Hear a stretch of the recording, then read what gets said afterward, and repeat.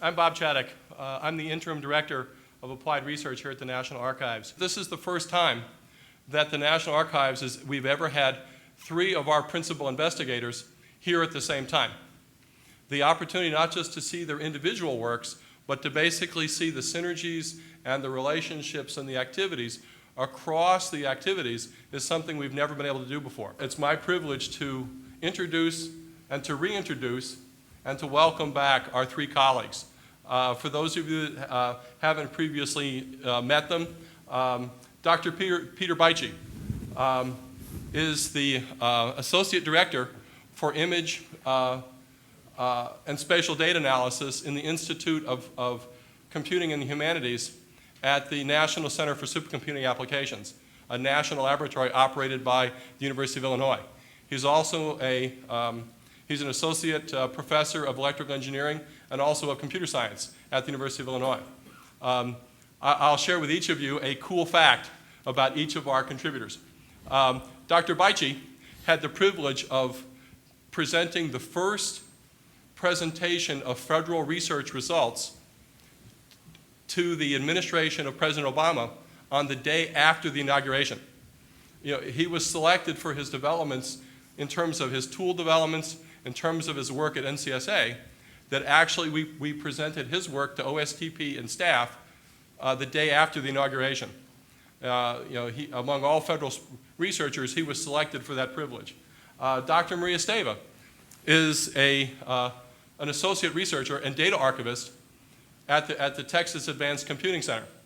Her work in terms of looking at the relevant case studies and the applications of visual analytics and visualization technologies to support archival processes today is recognized as one of the national science highlights of the United States in April. It's the first activity, to my knowledge, that's ever been sponsored by the National Archives that actually has been selected as a national research highlight. That's a big deal. The other piece of it, in terms of a cool fact, is that Maria's work today is actually featured in this month's Discover magazine and has also been sponsored in Futurity and some other aspects where the recognition of the contributions of her work towards innovation puts her at that status. And then thirdly, my colleague, Dr. William Underwood, from the Georgia Institute of Technology, Georgia Tech Research Institute, is long recognized as a principal investigator in the area of decision tools, tools that basically contribute to decisions involving information and digital records. What is notable about Bill is also, for some of you may be aware, but earlier this year, Bill was recognized both by the National Archives of the United Kingdom as well as by us for his contributions to develop the significant advances to the PRONOM DROID signature set that is used world over as, in some senses, the core information to support the robust identification of file types of digital records and electronic information. In the context of his advances, his novel approach today arguably contributes to a 50% increase in the signature set that is used the world over for identifying digital files. So in that respect, it's a privilege to welcome Bill back. So let me turn on my mic, let me go back over to my chair, and basically what we'll do is, Peter, you and I had the privilege of talking last week about the advances in your tools in the ISDA environment. And what I'd welcome doing is sharing with our guests a summary of some of the developments that you have going on in Champaign. Yeah, thank you very much, Bob. Again, I am very pleased to be here, and it's really a pleasure to come to the National Archives. I see many familiar faces. Some of you have come to my previous presentations. Right now, actually, I feel like I'm on Oprah show. The similarity is that I cannot use my PowerPoint slides. In Oprah show, you cannot use PowerPoint slides. And the similarity is that when you leave this presentation, you won't get a car. But to be on a more serious note, to talk about what we have done for the National Archives, we have been looking at several fundamental problems and we decided to take the proactive and the reactive approach. If you have come to some of our presentations, the reactive approach is really about dealing with the humongous amount of data that the National Archives is receiving today and trying to help you to deal with the day-to-day operation and address some of the basic problems. For example, file formats. That was one of the problems that we looked at. And the challenge with file formats, as Bill will talk about, is that first you have to identify the file format, but there is no way for you to preserve all the file formats that are out there. We published several reports about 3D file formats. We identify 140 plus file formats. We know that many companies always introduce new file formats, then they go out of business, and the format is not supported. So the fundamental question in our research was, can we come up with a way how you, as an archivist, could automatically convert files from file format A to file format B? Right? And it seems very trivial because you can always go out there and get some kind of software that does it for you. But if you deal with thousands or 16,000 file formats, I think that's the number that I was told is probably used in the federal government, then it's not a trivial task. Especially many of these tools are graphically user interface driven. You don't want to be sitting there and then manually clicking, import, save out, and then the next one. So what we have designed is more or less a solution that allows you to just give us all the file formats, drag and drop all your file formats to, let's say, a web page, and the outcome will be your converted file. This has two pieces. The first piece is you have to know which software to use in order to go from file format A to file format B. And for that, with the help of the National Archives students working at Rocket Center, we have a database of about 2,000 plus software packages where we have documented the import or input and export or save as file formats. And so now, when you are looking for a file format conversion, you can go to this repository, you type in your query, and you say, I want to go from JPEG image to TIFF, and it will tell you all the software packages that can do it for you. And sometimes, some of these conversions require multiple hops, which means that it's not a straightforward conversion. You have to use multiple software packages. We can report that to you. The next piece to this is really, can we do it automatically? So for example, we did some timing, and if we automate these file format conversion, and we use even graphical user interface driven software, it will take about 4 seconds on average. We did some benchmarking. If you do it manually, think of yourself clicking and loading every file format and doing that over millions of files. That's going to take much more. So we can improve your efficiency and productivity by automating this. And now we have a service that you can use, and more or less you can drag and drop your file, select the output file format. It will give you the file format that you desire. The third piece to this equation is really, I converted my file. I would like to know how much information has been lost. Every time we go from A to B, something might have gotten lost. So we are currently building a system, and we already have a prototype functioning, where we can compare the file before and after conversion. That problem is not trivial because, as you know, as an archivist, you might have different criteria on the information loss than a person from Hollywood or a person from manufacturing industry. We work with companies that really care about geometry. So when you look at the 3D files, Caterpillar, John Deere, all these automobile industry, these companies would care about geometry much more than about the texture, the appearance. If you go to Hollywood and you talk to Pixar and they give you a 3D file, they really care about the appearance. So different customers or different clients for us would require different way how to measure information loss, and therefore we have this more or less it's a library or catalog of measures that you can choose from, and then we do the comparison for you. And you can also give us a set of files and say, well, this is the set of files that I really will be working on. This is a sample set. Can you give me the information loss measure? And this can be propagated back to your understanding which software would be the best for you as an archivist to use for long-term preservation. Some software is of high quality and it will introduce very little information loss. But there are some software packages that are not really of high quality. Those people don't know the specification. Or if you look at, let's say, step file format for 3D CAD models, that specification has 1,200 pages. Not everyone is going to implement all the components. So the quality of that software that does the conversion for you is also evaluated using these services. The question is, how can we make it useful to you, right? So we do the research, then we build a prototype. The prototype is running. We can advertise with the help of our colleagues here at the archives. But how could we really deliver that to you so eventually it makes a difference in your day-to-day operation? And from the computer science perspective, where I'm coming from, we can give you a desktop application. So everything that we do for the National Archives is open source. You can download it, install it on your desktop, and run it. But many times, you might not be allowed to do that. Maybe you don't have the right platform, the operating system. Maybe it requires some configuration. Maybe it's more convenient for you just to go to a website, and we are running a web service for you. And then on that web service, you can call and then use it for your own purposes. So therefore, we have these online web services that you can use. And the third option is really, everybody has heard about cloud computing, right? It's a buzzword currently. And as you know, cloud is kind of a nebulous thing. You don't really know what to expect from the cloud.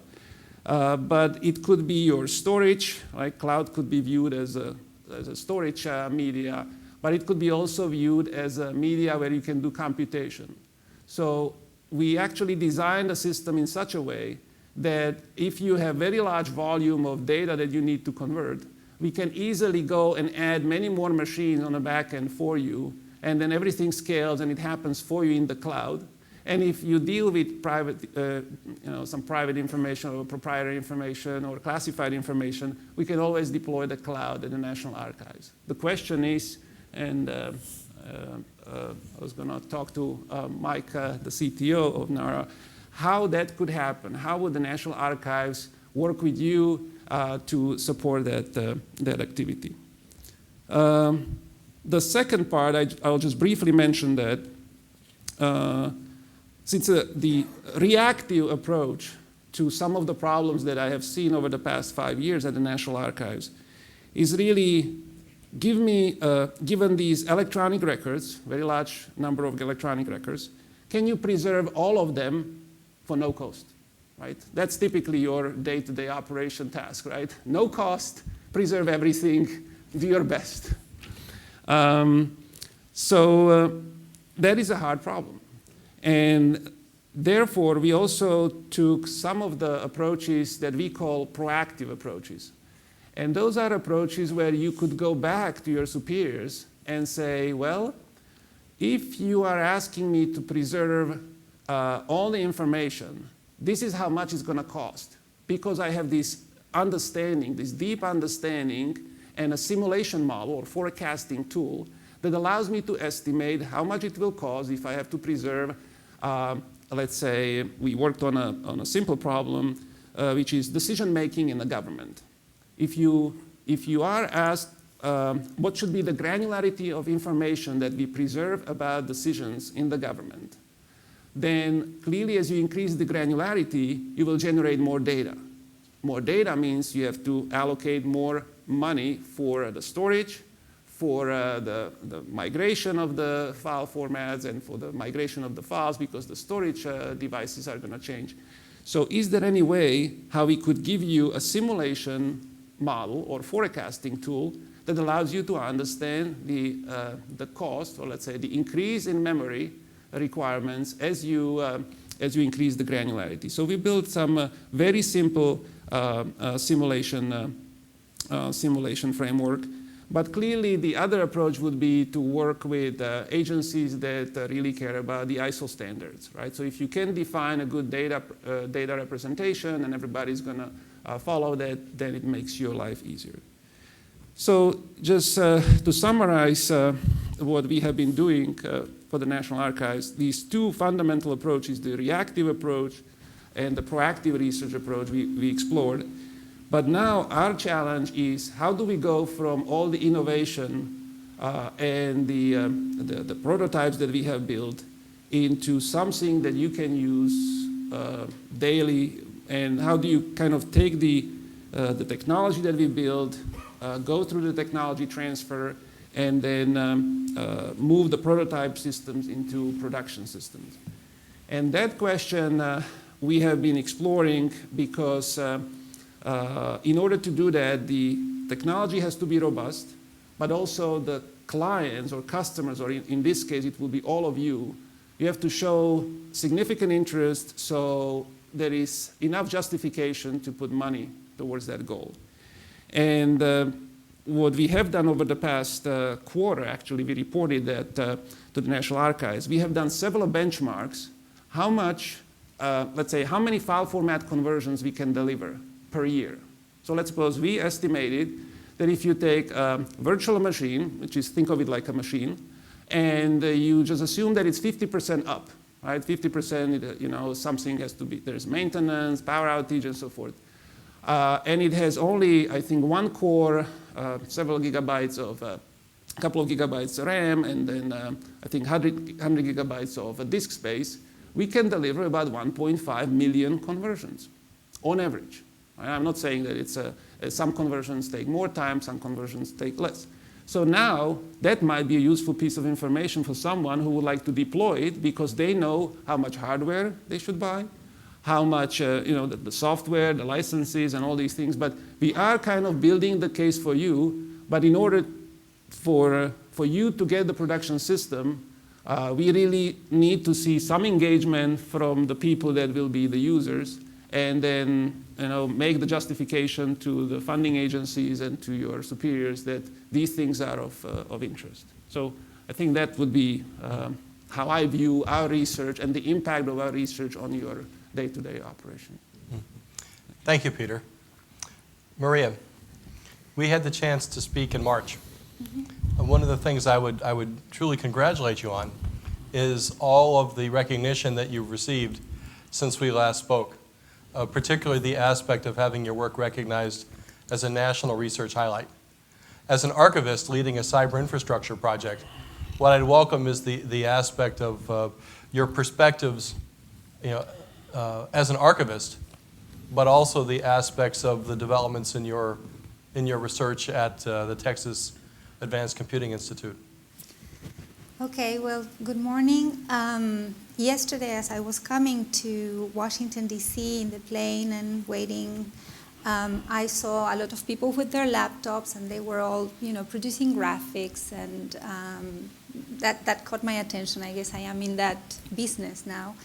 And then I also read the headlines in the newspaper that was saying that business analysts now look at tweets. They look at Twitter feeds. They mine Twitter feeds to understand what's going on in the world. And basically those two things put together, I can say in a nutshell that are my goals as an archivist conducting research for the National Archives. First I will talk briefly about what we do at the Texas Advanced Computing Center, then I will talk a little bit about my perspective as an archivist conducting this research. At TAC, we look at large, TAC is a supercomputing center, just where Peter works as well. So we look at large data collections. We look at these large and multivariate data collections with purposes of archival processing, meaning appraising archives and processing them for access purposes and for long-term preservation purposes. So we take a testbed collection of millions of different files and different records and complex data objects, and we try to see the trends. So we use different data analysis and statistical methods, data mining, alignment algorithms, natural language processing tools. We also take information from tools like the ones that Dr. William Underwood is developing. We take classification methods that are being developed at the Library of Congress, and we use that on a relational database model, we mine and we query that data along with the data extracted from this testbed collection, and we look at those results in an interactive way through visualization. So the visualization is used for us to be able to understand patterns across different collections, to compare and contrast, and in that way to make decisions about how our collections are organized, what are their preservation needs and status, what is it that we do not know about the collection, and in order to establish priorities to be able to compare and contrast between these collections. So that's what we are looking at, general trends and patterns in collections, large-scale collections. In looking at that, we also look, as Peter said, at the machines, the resources, the networking, the technology, software, and hardware that we need in order to produce this service, this framework, this analysis framework. And so that's called cyber infrastructure. And so we understand what the future services or the services that archivists will need entail. What are the components? What are the pre-processing needs? What are the skills? And we present that in an interactive fashion. We do not think, as an archivist, I think that we cannot deal without both archival theory, concepts, and models, and without the domain expertise. And so we build tools that facilitate analysis in which the archivist really puts his knowledge, experience, analytical skills in identifying data points, identifying information points, and interacts with the visualization. We try to build a tool that will facilitate those analysis workflows, that will keep track of the analysis workflows, but where the input of the archivist in making inferences, in making conclusions is fundamental. And how those inferences and conclusions can be fed back to the system in order to then establish predictive models as, what this collection looks now. As an archivist, I have defined what a record type is, what the confirmation is, how it's organized, what preservation needs it has, and then that can be used as a learning tool to analyze future incoming collections. So we are trying to streamline the processes between computational analysis and archives expertise. In that process, in that research process, as an archivist, I am heavily involved, and I have moved from the model of the archivist being the requirement person, the one that says, I want the system to do this, that, and then steps back and receives a system that might not really fulfill the imagination or the expectation or the fantasies. So I am heavily involved in all of these different processes, in identifying problems, identifying tools and methods that can be used, in working throughout the research process and understanding that sometimes the methods are not adequate, in evaluating and interpreting those results, and moving on towards development and making decisions about what the methodology, what the final tool or the final framework needs to look like. We have to be in terms of using visualizations and in terms of using classification systems and data mining and other data analysis methods. I have to be looking at how we represent collections visually, whether those representations make sense, whether the information becomes too overwhelming, even visually, to be understood. What information, as archivists, we're very, very much in tune to understand from massive collections what are the data points that users might need, not only to access the information that they need, but to also interpret it in context and to preserve, the authenticity of the information. So all of that experience I give to my work and my everyday work. as an archivist. I constantly look into how archival methods and theories fit into my research. So far, I have found that all our concepts, all of our traditional concepts of archival bond and context and structure and original order and provenance, they are still relevant. They're very relevant to my work. It's just that the methods have changed the ways and have made our work more exciting and more flexible. We can establish correlations that we never thought we could before. We can establish relationships across different collections, across different data sets of different sorts in ways that we wouldn't have been able to do before. We can infer how collections are organized using natural language processing methods so that we don't need to be counting or looking or reading. We can use all these new concepts that are distant reading, Google reading, and we can be as precise. We ought to be as precise as we have always been, but we can also get these overviews of the collection, and which facilitates our understanding of the amount of information and the huge amount of information that we are taking care of. In my work, I normally use a lot of colleagues to come and test the visualizations, to come and look at the visualizations, to give me feedback. We work in focus groups, we developed a preservation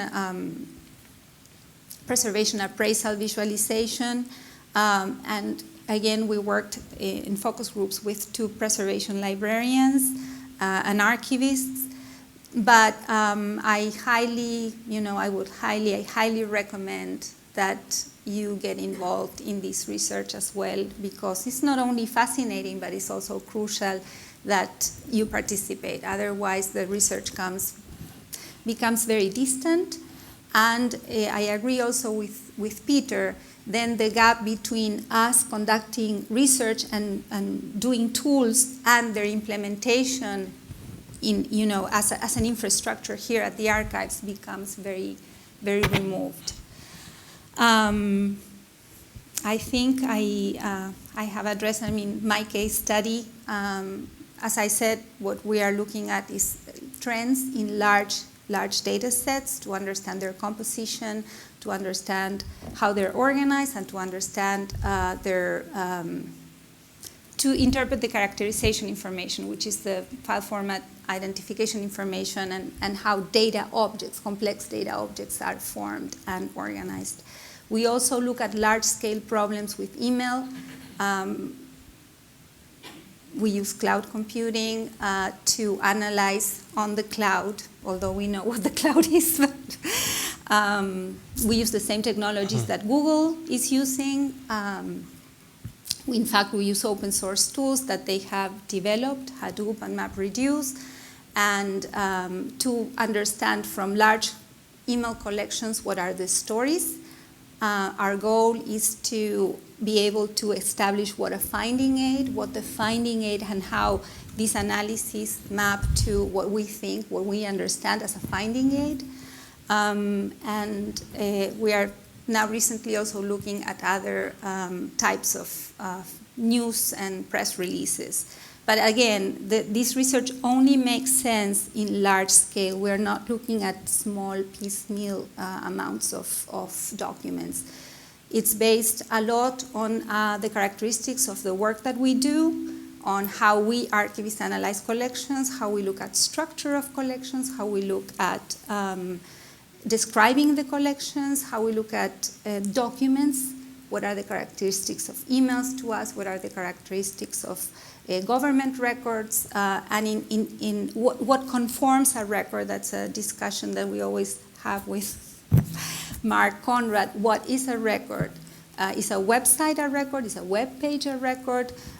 We have collections that span from business reports to federal government classified information to data sets. The National Archives has a lot of data sets, scientific data sets that they will have to preserve, GIS data, environmental data, FDA data. And so what constitutes the record and whether we can visually identify what constitutes a record, the relationships between these records based on their composition, on their file format, on the way that people have decided to organize them, or their functional properties. So a GIS group of files will not function if they're not organized in a specific way. The software won't read it. So can we detect what is that conformation? A 3D model also has a lot of components, and what is the complete record that forms a 3D model, et cetera, et cetera. So if anybody's interested, I can show you some movies that I brought from the visualizations, but basically my point here was more to talk about, as an archivist, how I view this research and how I think it helps, or it will help you make decisions and preserve and give access to these records for the long term. Thank you, Maria. And again, congratulations. Bill, there's no surprise. You're next. The aspect of your work with computational linguistics, file type identifiers, tools, record type developments, the aspect of tools that can detect the presence of sensitive information elements in commingled collections. I welcome your perspectives. Thank you, Bob. Okay. Let's see where to jump in. I'll start off with the work that Bob mentioned having to do with file format identification and place that in context.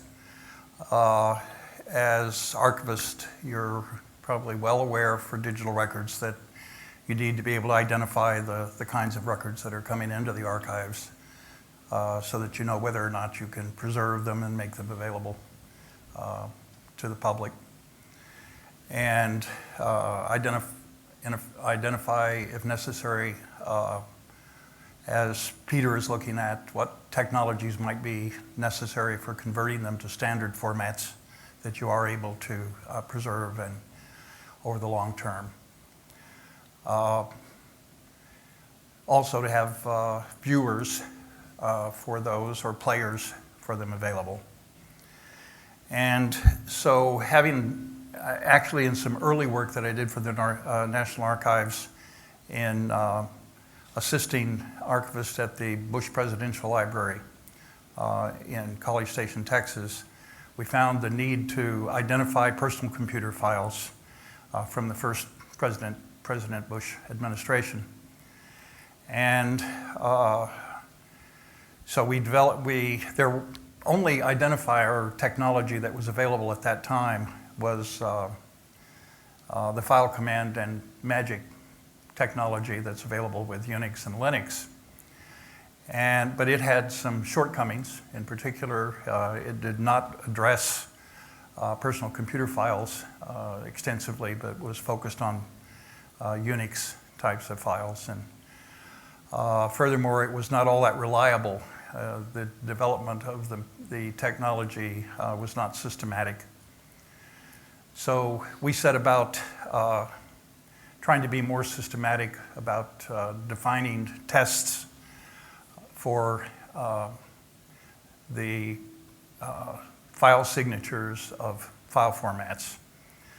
And over the last decade, we've developed a signature tests for approaching 900 file types that extend back to the middle 80s and up to the present day.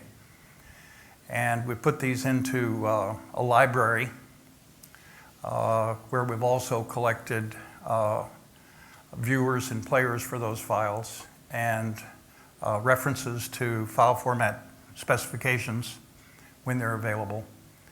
And also we're collecting samples of those file formats.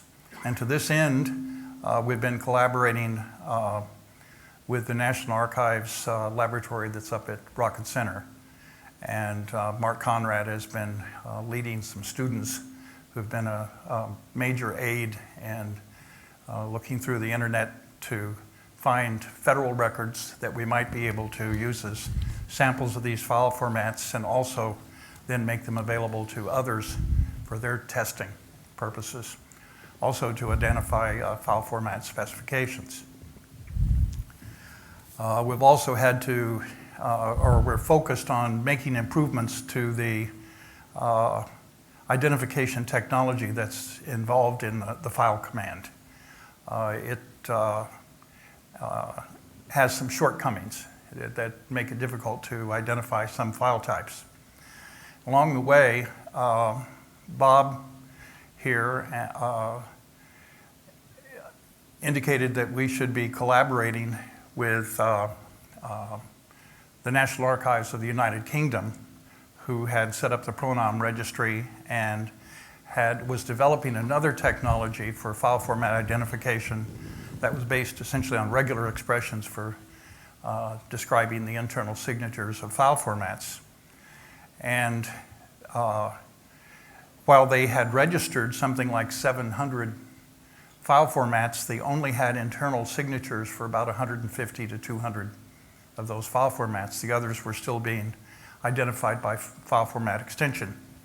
So we looked at, it turned out there was a significant overlap of the research that we'd done with the files that were in their registry. So we've started converting the magic notation that's used with the file command into the regular expression notation that's in the PRONOM registry and that's used with the DROID file format identifier. And we've contributed over 100 internal signatures, proposed signatures, and we're in the process of creating signatures for another 50 that we'll be sending soon to TNA. And it's very much I will say, a collaborative effort where we propose something and they look over the signatures and test them and indicate if they feel there are some modifications that need to be made. But I think we're coming up with a really good, significant set of tests that in the future you'll be able to rely even more on the DROID file type identifier. As far as the file command and the magic file is concerned, the file command is open software. And so at some time in the future, we'll be plan to contribute the work that we've done improving the magic file for the file command back into the Linux community.